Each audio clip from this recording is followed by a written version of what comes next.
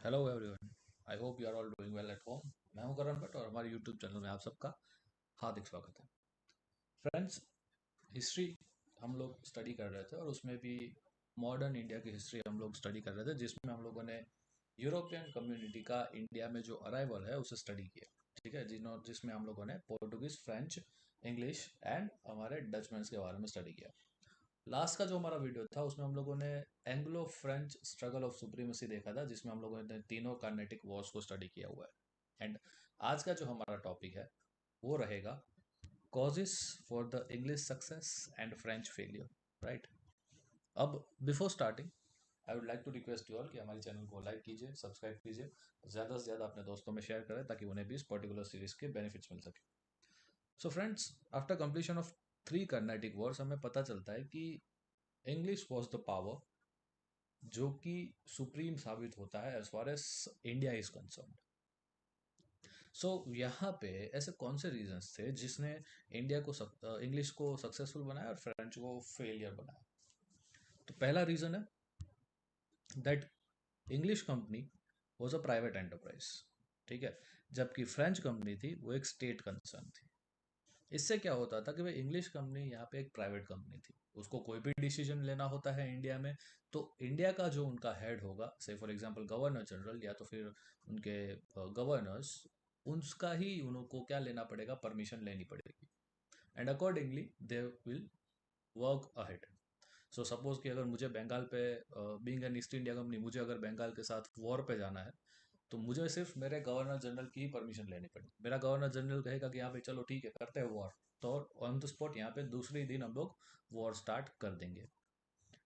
साथ ही साथ मैं एक प्राइवेट कंपनी हूँ तो मेरे ऊपर कोई इतना गवर्नमेंटल कंट्रोल नहीं रहेगा।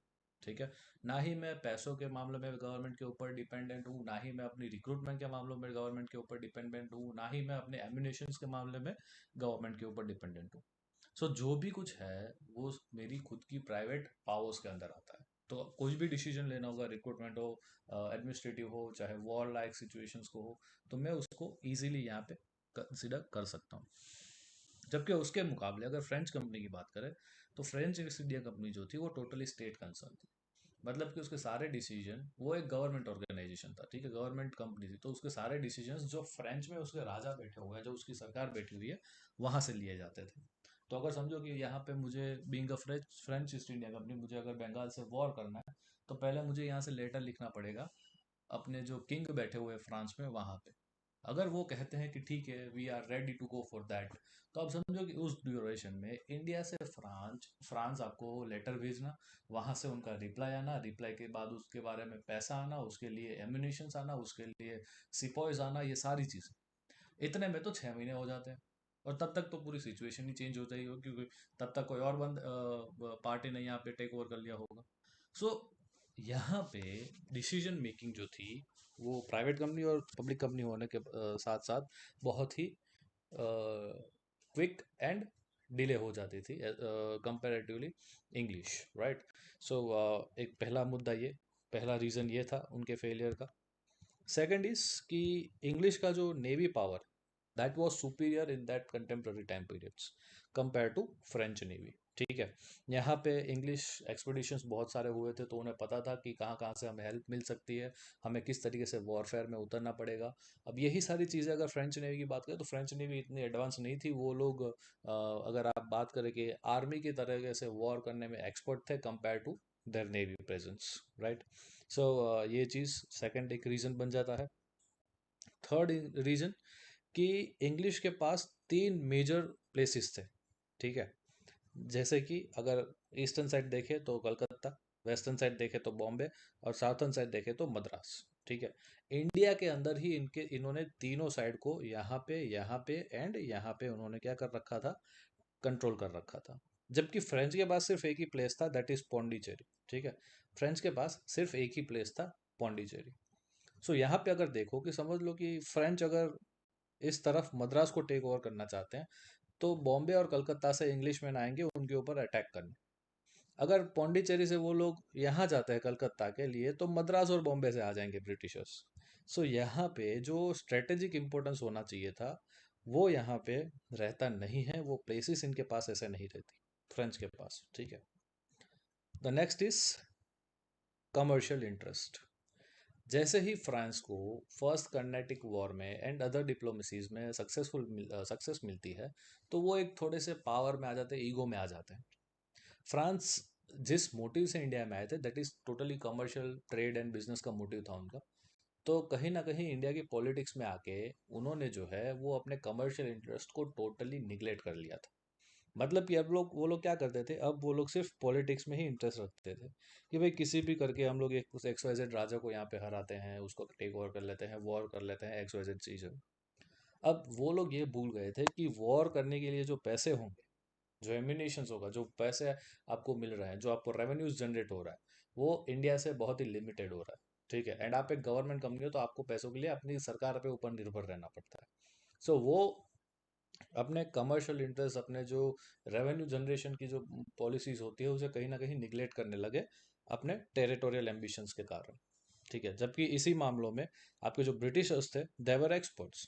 उन्हें पता था कि भाई हमें यहाँ पे इम्पीरियलिस्टिक मोटिव्स तो है ही है हमारे, मतलब हमें पॉलिटिकल इकोनॉमी में तो कंसिडरेशन चाहिए ही चाहिए, लेकिन साथ साथ हमारा मेजर पार्ट है कमर्शियल इंटरेस्ट। तो हम लोग कॉमर्स में भी क्या करेंगे, आगे रहेंगे। और सीधी सी बात है, आज के टाइम पीरियड में सुपर पावर वही है जिनके पास पैसा ज़्यादा है। ठीक है, जिनके पास मनी पावर ज़्यादा है। और मनी पावर तब आएगा जब आपकी इकोनॉमी बहुत ही बेटर होगी। और इकोनॉमी कब बेटर होगी, जब आपके कमर्शियल रिलेशंस जो हैं, कमर्शियल इंटरेस्ट जो है, वो उसके ऊपर आप लोगों ने ध्यान दिया होगा। सो यहाँ पे फ्रेंच ने वो चीज़ें वो एक गड़बड़ कर दी कि उन्होंने अपने कमर्शियल मोटिव्स को साइडलाइन कर दिया और टोटली टेरिटोरियल एम्बिशंस में ही चले गए। सो उनके लिए वॉर के लिए फंड्स बचे नहीं फ्रेंच के लिए, जबकि इंग्लिश के पास यहाँ पे पैसा ही पैसा था। इसके अलावा ब्रिटिश कमांडर्स, ठीक है, सुपीरियरिटी ऑफ कमांडर्स। अगर आप देखोगे कि ब्रिटिश ईस्ट इंडिया कंपनी में, तो वहाँ पे आपको जितने भी कमांडर्स थे, सारे के सारे ऐसे कमांडर्स थे जिनको कहीं ना कहीं वॉर में लड़े हुए एक्सपीरियंस है। ठीक है, जैसे कि sir Eyre Coote, major Stringer Lawrence, Robert Clive, बहुत सारे। ठीक है, अब इसके मामले में अगर फ्रेंच की तरफ से बात करें, तो फ्रेंच में सिर्फ एक ही कमांडर था जो पूरे इंडिया को रूल कर सकता था, दैट वाज डुप्ले ओनली। ठीक है, एंड अगेन डुप्ले को आपको पता चलता है कि सेकंड कार्नेटिक वॉर्स के बाद वापस बुला लिया जाता है। क्यों? क्योंकि कंपनी को बहुत ज़्यादा नुकसान हो गया। सो यहाँ पे एक जो कैपेबल बंदा था उसे भी आप वापस बुला रहे हो। अब आपके पास ऐसा कोई स्ट्रेंथन पर्सन बचता नहीं है जो इंग्लिश को, ब्रिटिश कमांडर्स को यहाँ पे टक्कर दे सके। Right. So again this was one of the reason कि किस तरीके से आपका जो फ्रेंच है वो यहाँ पे फेल होते हैं। ठीक है, एंड यही एक मेजर रीज़न बना कि कर्नेटिक वॉर्स में ब्रिटिश सुप्रीम साबित हुए, और जबकि उसके सामने जो फ्रेंच है वो फेल साबित हुए। राइट। सो आई होप ये चीज़ आपको क्लियर होगी। अब फ्रेंड्स, एक छोटी सी यहाँ पे आपको देखने को मिलेगा कि एक European community, that is the Danish. ठीक है, बिजनेस के मोटिव से द डेंस पीपल, डेनमार्क के लोग भी इंडिया में आते हैं। एंड यहाँ पे वो 1616 में Danish East India company establish करते हैं, एंड 1620 में वो लोग आपके तंजौर के नज़ीक तंक्योबार करके एक स्टेट हुआ करता था, एक छोटा सा जिला टाइप हुआ करता था, वहाँ पे 1620 में अपनी एक नई फैक्ट्री ये लोग क्या करते हैं, ओपन करते हैं। राइट। और इनके जो मेजर सेटलमेंट्स थे, इनके प्रिंसिपल सेटलमेंट्स थे, वो सेरामपुर में थे, near Calcutta. And the Danish factories which were not important at any time were sold to British government in 1845. The better Danes are better known for their missionary activities than for their commerce. ठीक है, अब देखिए historical motive में Danish लोगों का इतना कुछ ज़्यादा इंपॉर्टेंस रहा नहीं। ठीक है, लेकिन ये एक जस्ट एक पार्ट है कि भाई 5 यूरोपियन कम्युनिटी इंडिया में आई थी, तो वो पांचवी कौन सी थी, तो भाई वो डेनमार्क के लोग थे, डैनिश कंपनी थी। राइट। एंड साथ ही साथ यहाँ पे ये जानना जरूरी है कि पांचों कम्युनिटी में सबसे ज़्यादा जो मिशनरी एक्टिविटीज़ है, मिशनरी यानी कि धर्म, अपना जो क्रिश्चियन धर्म है उसको फैलाने की, उसको प्रसंग की जो बात आती है, उस पर डैनिश कम जो ईस्ट इंडिया कंपनी है वो ज़्यादा प्रभाव रखती है compare to other 4 communities. Right.